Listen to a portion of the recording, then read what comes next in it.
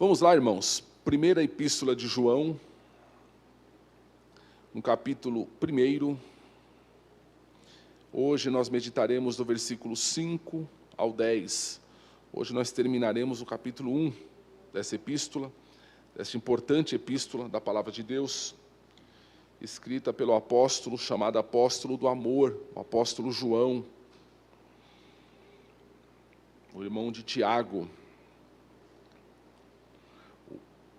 o homem que também escreveu o Apocalipse, na ilha de Pátimos. 1 João capítulo 1, versículo 5, diz assim a palavra de Deus: Esta é a mensagem que dele ouvimos e transmitimos a vocês. Deus é luz, nele não há treva alguma. Se afirmarmos que temos comunhão com ele, mas andamos nas trevas, mentimos e não praticamos a verdade.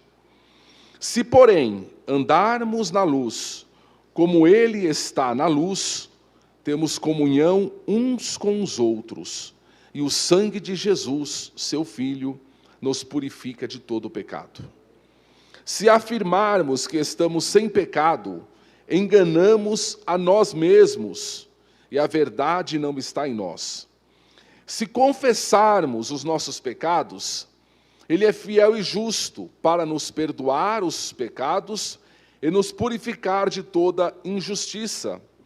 Se afirmarmos que não temos cometido pecado, fazemos de Deus um mentiroso, e a sua palavra não está em nós. Amém.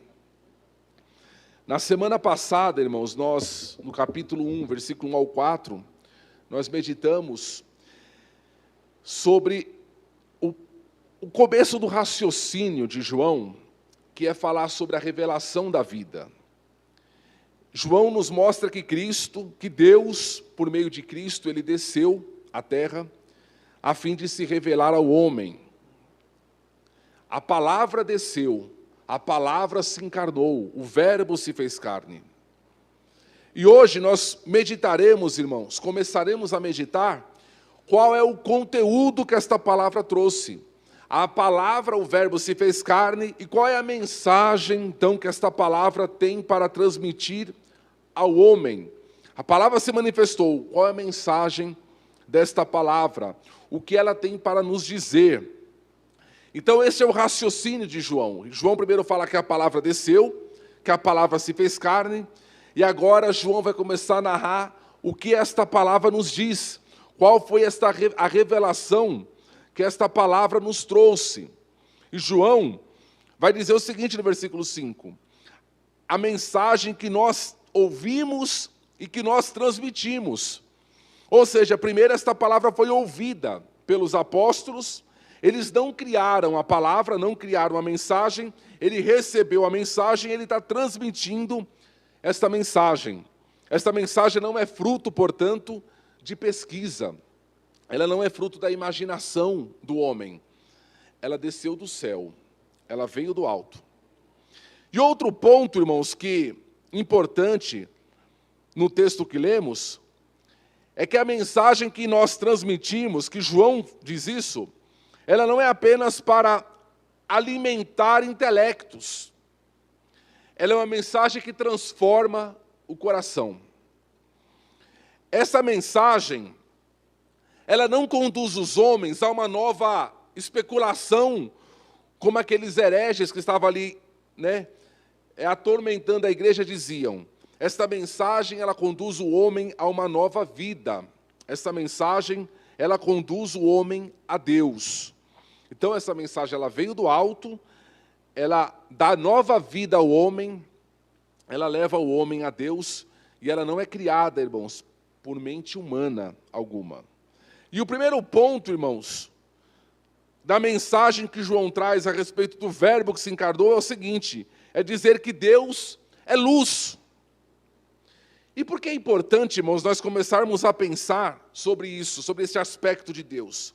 Porque é o seguinte, há um homem chamado William Barclay que ele diz o seguinte, que o nosso caráter é forjado, é construído por aquilo que adoramos. Ou seja, a nossa adoração nos define. Se você é uma pessoa que adora o dinheiro, é o dinheiro que vai ditar os valores na tua vida. Se você é uma pessoa que adora a si mesma, é o teu ego quem vai forjar, quem vai definir o teu caráter. Então é importante nós conhecermos o nosso Deus, porque é o nosso Deus quem vai forjar, quem vai transmitir o nosso caráter. O João vai dizer o seguinte: uma vez que Deus é luz, e nós estamos ligados a Ele, o nosso caráter deve então resplandecer essa luz, a luz de Deus.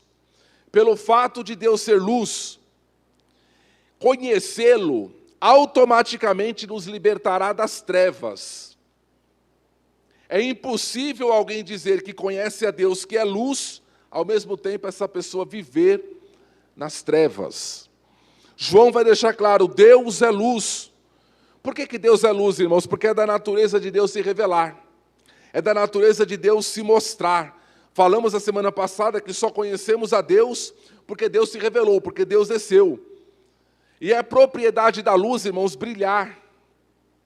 Quando João diz, irmãos, que Deus é luz, ele está dizendo o seguinte, que não há em Deus treva, não há em Deus coisa secreta, encoberta, escondida. É prazer de Deus que os homens o conheçam. Lembra lá no Jardim do Éden, como que a serpente, ela tentou o homem, a mulher, dizendo o seguinte, não é bem assim do jeito que Deus disse, tem alguma coisa aí que ele encobriu de vocês. Tem alguma coisa secreta, ele não disse tudo para vocês. Ou seja, a serpente estava querendo colocar alguma treva em Deus. Algo obscuro em Deus. João vai falar, não, Deus é luz. Deus tem prazer em se revelar ao homem. E esta revelação que Deus traz, ela não é apenas para umas pessoas selecionadas, iluminadas, pessoas, iniciadas, como dizem. Não, o propósito de Deus é, por meio de Cristo, se revelar a todos os homens. Deus é luz. Isso implica, irmãos, também dizer que Deus é um ser que possui uma perfeição moral absoluta. Nele não há mácula, não há sombra, não há treva. Em Deus não há malícia, não há maldade. Deus é luz. E por Ele ser luz, nada fica oculto aos seus olhos. A luz de Deus, irmãos, ela penetra e ela dissipa as trevas. Todas as coisas diante de Deus, irmãos, estão claras, estão patentes, são plenamente reveladas. Por Deus ser luz, irmãos, não existe nada que possa se esconder de Deus. É interessante, irmãos, por que a primeira definição que João traz de Deus é nos dizer que Deus é luz? Lá no capítulo 4, verso 16, lá na frente nós vamos ver que João falou que Deus é amor. Deus é amor, está no capítulo 4, verso 16. Mas antes de João dizer que Deus é amor, João diz que Deus é luz. Por quê, irmãos? Por que João define primeiro como luz? Porque, irmãos, Deus não faz nada na vida do homem sem que antes traga o homem para a luz. A primeira obra, irmãos, que Deus faz na vida do ser humano, irmãos, é trazer essa pessoa à luz. É tirar essa pessoa das trevas. Lembra lá na criação, aprendemos isso na escola dominical, desde a classe das crianças, a ordem da criação. Qual foi a primeira ordem que Deus deu na criação? Haja luz. A primeira coisa que Deus faz, irmãos, é tirar o homem das trevas, é trazer o homem para a luz. Esse é o primeiro passo da revelação de Deus. Deus é luz. Os falsos mestres, irmãos, que estavam ameaçando aquelas igrejas, eles diziam o seguinte, que a religião, ela não precisa estar conectada com a vida. A religião é uma coisa, a vida é outra. Eles diziam assim, nós podemos estar conectados com Deus, ao mesmo tempo viver conforme o nosso coração. Deus não tem nada a ver com a minha vida fora da igreja. E João vai expor o seguinte, que esse pensamento ele é enganoso, ele é falso. Primeiramente, no versículo 6, João vai dizer assim, se afirmamos que temos comunhão com Deus, se estamos conectados com Ele, mas andamos em trevas, mentimos. Mentimos para quem? Para o próximo, queremos enganar o outro. Irmãos, esse versículo é muito, muito importante. Por quê? Ele nos mostra, irmãos, que uma pessoa, ela pode estar profundamente envolvida com seus pecados e, ao mesmo tempo, ser uma pessoa religiosa.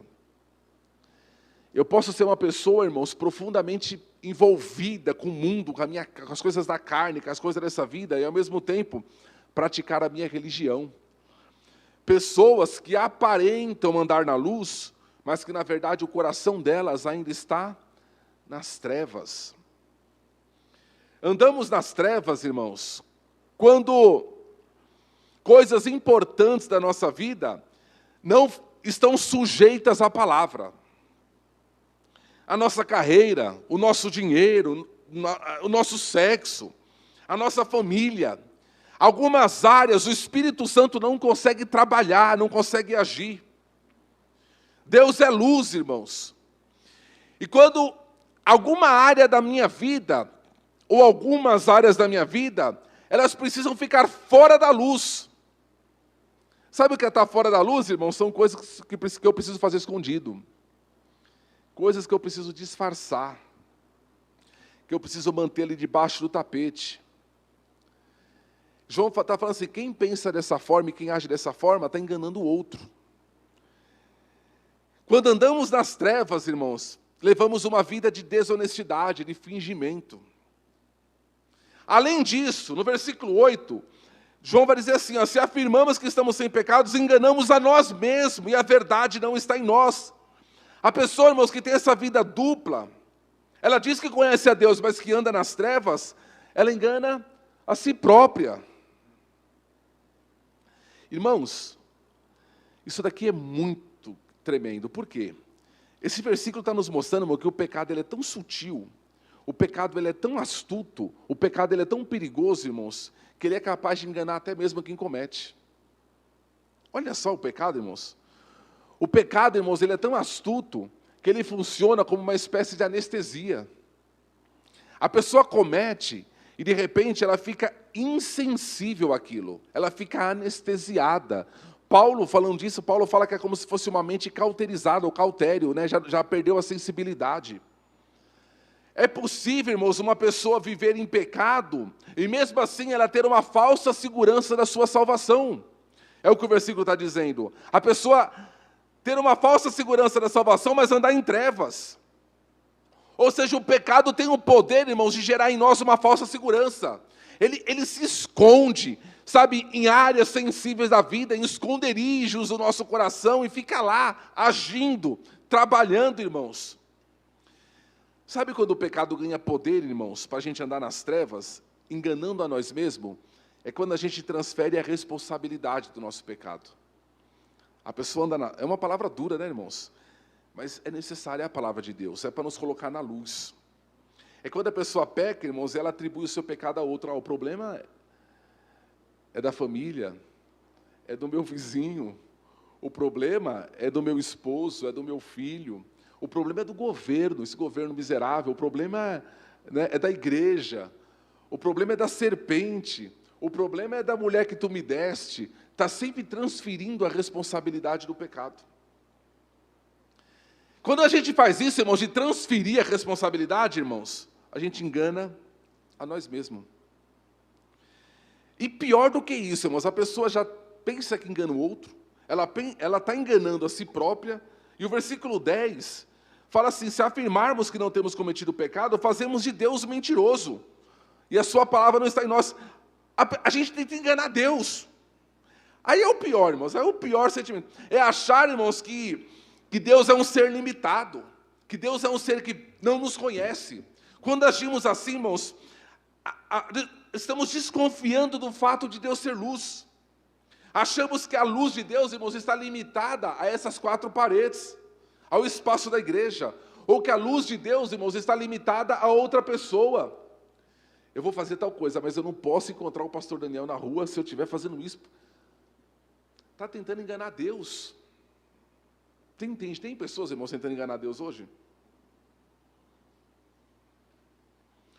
João está dizendo aqui que ao negar os pecados, irmãos, os nossos pecados, essas pessoas estão fazendo de Deus um mentiroso. Essas pessoas estão dizendo, irmãos, que o sacrifício de Jesus foi desnecessário. A pessoa está tão em trevas, irmãos, que ela tenta enganar Deus e ela não consegue, irmãos, enxergar a sua própria condição. Irmãos, no escuro tudo é igual. No escuro tudo é indiferente. Existe alguém bonita no escuro, irmão? No escuro tudo é igual. Tudo é normal. No escuro as pessoas perdem a noção, irmãos. Por isso que eu falo que quando Deus vai trabalhar na vida da pessoa, a primeira coisa que Deus faz é acender a luz. Porque quando Deus acende a luz, irmãos, a gente enxerga a nossa condição. Deus nos coloca no espelho. Irmãos, não adianta, irmãos, nós estarmos na frente do espelho, no escuro. Tenta se arrumar na frente do espelho, de madrugada, com tudo escuro. Você vai perder a noção da tua condição. Andar na luz, irmãos, é um cuidado constante. É diário.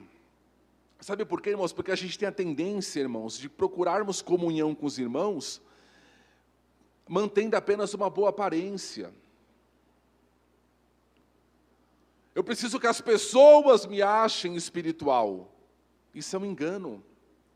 A verdadeira comunhão, irmãos, é obra do Espírito e é para aqueles que andam na luz. Não é para aqueles, irmãos, que andam nas trevas, mas que são habilidosos. Tem gente habilidosa, irmãos, em esconder pecado. Tem gente habilidosa em mostrar uma boa aparência. Tem gente, irmãos, habilidosa nisso. Não é comunhão nesse sentido, é comunhão com quem verdadeiramente anda na luz, irmãos. E quando eu estou na luz, irmãos, eu tenho coragem de me expor. Quando eu estou na luz, eu exponho a minha fraqueza, eu mostro quem eu sou. E isso produz confiança. E essa confiança, irmão, gera comunhão. E ainda, a palavra está dizendo o seguinte, que existe uma promessa gloriosa, irmãos, para aqueles que andam na luz. Qual que é? O perdão dos pecados. Veja, irmãos, o perdão dos pecados é para aqueles que andam na luz. Quando nós andamos na luz, isso não quer dizer que nós somos perfeitos. Não. O fato de eu andar na luz não significa que eu sou perfeito, significa que eu sou perdoado, que eu sou justificado. Isso é tudo, isso muda tudo. Eu posso ser fraco, mas eu ando na luz. Eu posso ser cheio de falha, mas eu ando na luz. O meu pecado está ali, diante de Deus. Isso muda tudo, irmãos. Uma coisa, irmãos, é eu ter meu pecado e procurar as trevas. Eu procurar me esconder com o meu pecado e mantendo uma aparência de quem anda na luz. Outra coisa é estar na luz e mostrar quem eu sou. E aí no versículo 9 vai dizer assim, que o sangue de Jesus nos purifica. O verbo está no presente. Ou seja, é um processo constante. Não é que o sangue de Jesus me purificou lá atrás, nem me purificará lá na frente. Não, me purifica hoje. Ou seja, Ele me purifica dos pecados do passado, irmãos. Ele perdoa. Os pecados de hoje, Ele perdoa. E os pecados que eu vou cometer amanhã, Ele perdoa também. Eu só preciso ficar na luz. Eu só preciso ficar na presença de Deus. Olha a comparação que João faz. Versículo 10. Se afirmarmos que não temos pecado, fazemos de Deus um mentiroso. Versículo 9, mas se confessarmos os nossos pecados, Ele é fiel e justo. Olha a diferença, irmãos. Deus não quer perfeição, Deus quer que a gente ande na luz. É diferente uma coisa da outra. Irmãos, eu vou dizer uma coisa para os irmãos. Guarde isso no seu coração. Nenhuma terapia que o homem possa fazer, irmãos, é capaz de nos limpar tão profundamente quanto isso. Confessar a Deus. Se confessarmos os nossos pecados, Ele é fiel e justo. Nenhuma, irmãos, obra de caridade que eu possa fazer, eu posso entregar a cesta básica de dia e de noite, eu posso doar, Paulo disse isso em Coríntios 13, eu posso doar tudo que tenho, tudo que... Irmãos, se eu não andar na luz, nada disso, irmãos, é capaz de me dar paz, de me justificar. As minhas boas obras, irmãos, não podem me colocar na luz. O meu esforço, terapias, não pode me colocar na luz. A única coisa que pode me colocar na luz é eu estar diante de Deus e confessar quem eu sou. Que terapia maravilhosa, irmãos. É você pegar aquele pecado que está lá guardado, escondido, e falar, quer saber de uma coisa? Eu cansei. Senhor, está aqui, ó, eu e o meu pecado. Que grudou em mim, Senhor, não quer desgrudar de jeito nenhum. Quando a gente está nas trevas, irmãos, todo o esforço que a gente faz, irmãos, é para esconder o pecado. Mas quando a gente está na luz, irmãos, a gente só tem duas coisas a fazer. Ou mostrar quem somos, ou sair da luz. Não é verdade? Ou mostrar o estado que estamos miserável, ou eu vou sair da luz e continuar me escondendo. O problema é que nós somos fracos demais para confessarmos, por quê? Porque nós somos bons demais para nos justificarmos. Sabe o que é confessar, irmãos? É concordar com Deus sobre a nossa condição. Deus, pela sua palavra, Ele dá o diagnóstico. A tua situação é essa. E a gente... Nada é mais libertador, irmãos, do que concordarmos com Deus sobre a nossa condição. Deus diz assim para nós, você é um pecador. O publicano falou assim, eu concordo, Senhor. Tem misericórdia de mim, pobre pecador. O fariseu não concordou. Eu não sou igual a esse. Um voltou justificado, o outro não.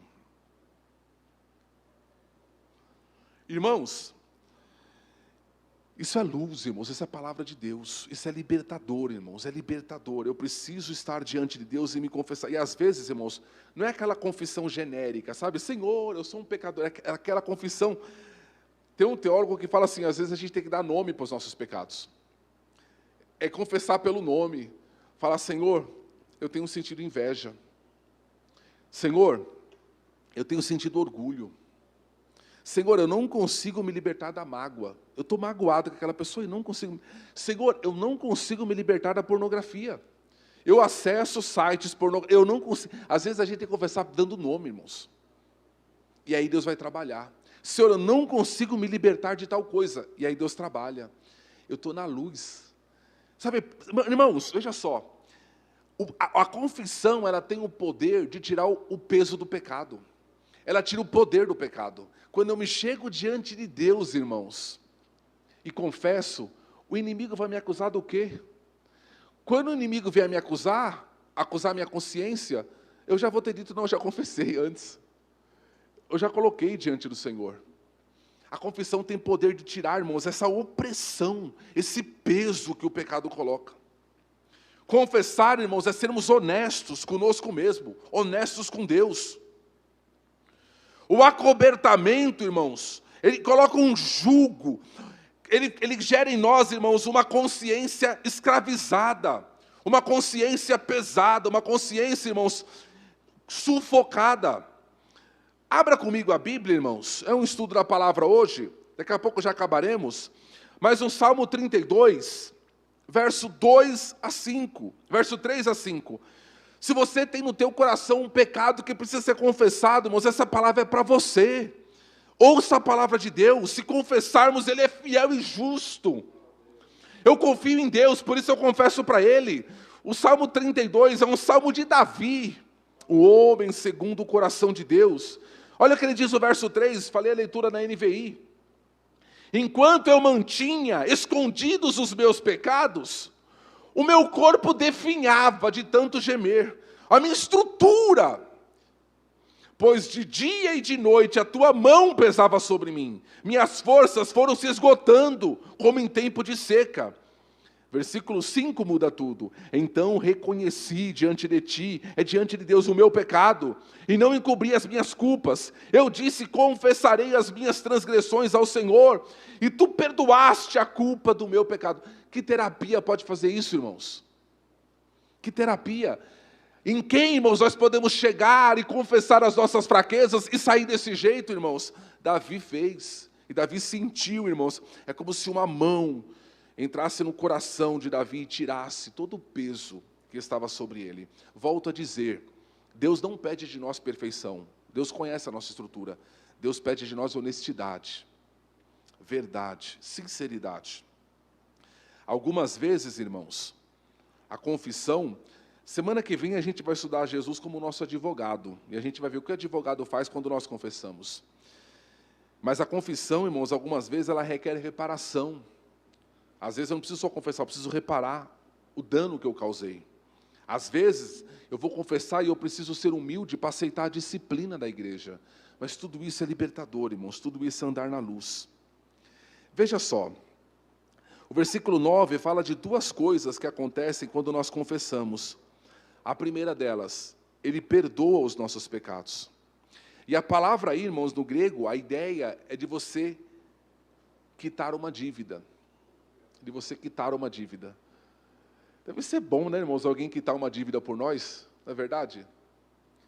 Eu trabalhava no banco, e certa vez eu recebi lá um pastor de uma igreja, irmãos, eu achei tão bonita aquela atitude, e ele foi lá dizendo que um membro dele estava com o nome sujo no banco, e por isso não estava conseguindo arrumar trabalho, não estava conseguindo, fazer as coisas. E ele queria saber quanto que era a dívida, irmãos, que a igreja ia pagar.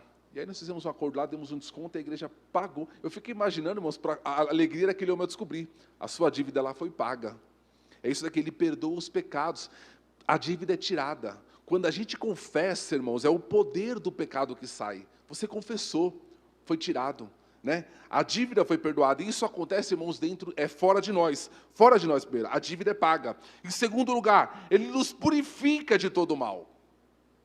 Fora de nós, ele paga a nossa dívida, e dentro de nós, irmãos, acontece dentro, ele purifica. A mancha que o pecado tinha deixado, a consciência, irmãos, ela é tirada. Irmãos, uma consciência pura, irmãos, não tem preço. Davi fala aqui, no Salmo 32, enquanto eu não confessei, eu escondi, a mão dele pesava sobre mim de dia e de noite. Davi conseguia dormir, irmãos? Era de dia e de noite, a mão de Deus pesando sobre ele. Até que eu criei coragem. Essa é a segurança, irmãos, que Deus nos oferece. A melhor forma, irmãos, de nós confrontarmos o nosso pecado, de nós enfrentarmos o nosso pecado, é confessando. É chegando diante de Deus falando, Senhor, está aqui, o miserável está vivo, viu?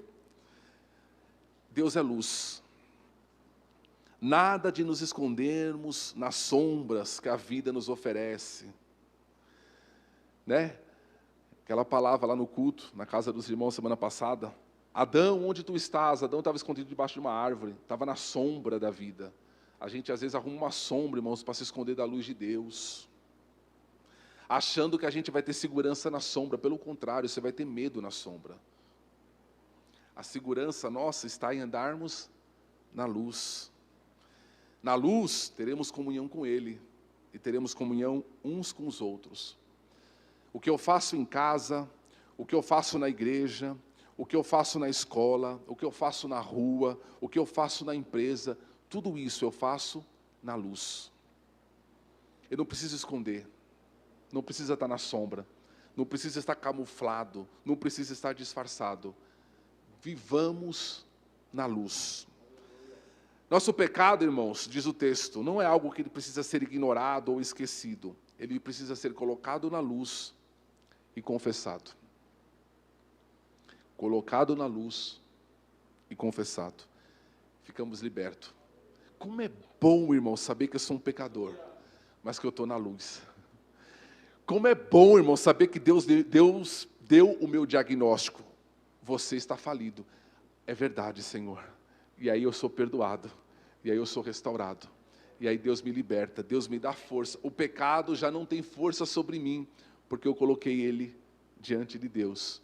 E Deus me ajudou. E Deus me deu vida, Deus te deu vida. Igreja, viva na luz. Viva na luz. Se há algo na tua vida que você sente que está na sombra, que precisa estar ali, sabe, acobertado, que você não pode fazer diante das... Você não pode nem orar por aquilo. Nem orar. Quantas pessoas, irmãos, estão com vergonha de Deus porque vivem na sombra, e Deus está chamando para a luz, e a pessoa está chamando, não, Deus não vai entrar na sombra com você, Deus está te chamando para a luz, vem, confessa, Ele sabe o que você está fazendo. Não adianta querer enganar Deus, irmãos, como se Deus não soubesse, Deus não sabe o que eu faço na sombra, Ele sabe, mas Ele te chama para a luz, porque Ele quer colocar em você a vida dEle. Que Deus te abençoe, igreja, que Deus nos dê graça, que Deus nos dê força, Que Deus nos dê santidade, irmãos. Que não tenhamos vergonha de Deus, nem vergonha uns dos outros. Estamos na luz. Esse sou eu, miserável, pecador, mas arrependido e salvo, perdoado pelo sangue do meu Cristo. Amém.